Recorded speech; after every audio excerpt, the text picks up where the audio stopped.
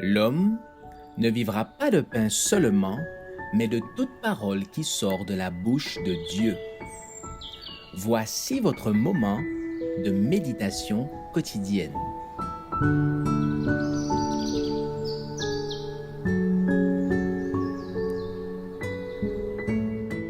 Avec Dieu chaque jour.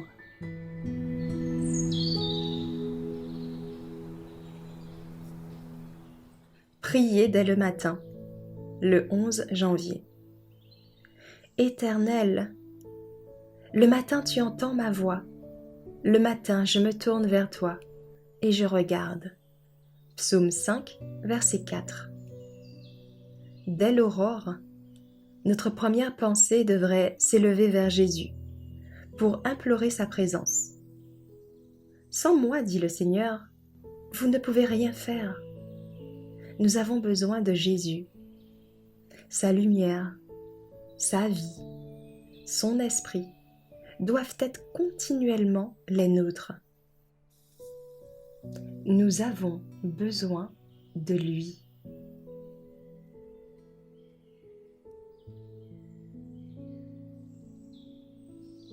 À chaque heure du jour. C'est pourquoi dès le matin, nous devons lui demander de nous accorder sa lumière, comme il donne le soleil qui illumine le pays et remplit le monde de sa clarté.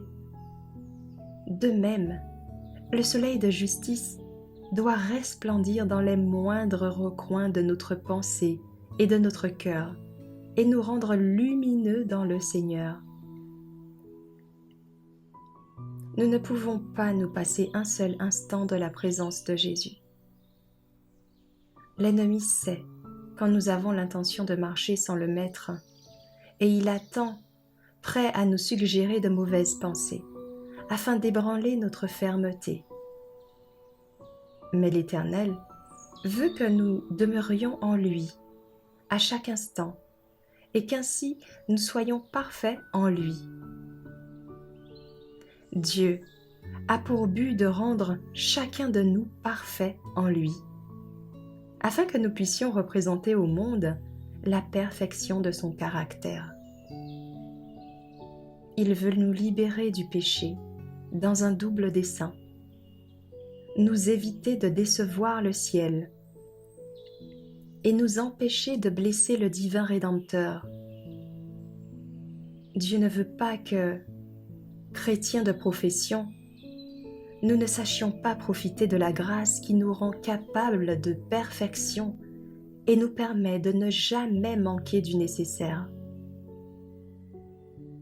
La prière et la foi peuvent faire ce qu'aucune puissance humaine ne saurait accomplir.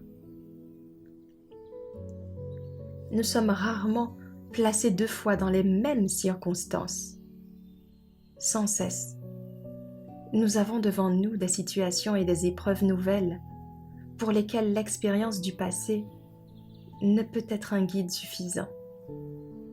Nous avons besoin de la lumière qui procède du ciel. Jésus envoie toujours des messagers à ceux qui le suivent. Il entre dans le plan de Dieu de nous accorder en retour de la prière de la foi ce que nous n'obtiendrons pas si nous ne le demandions.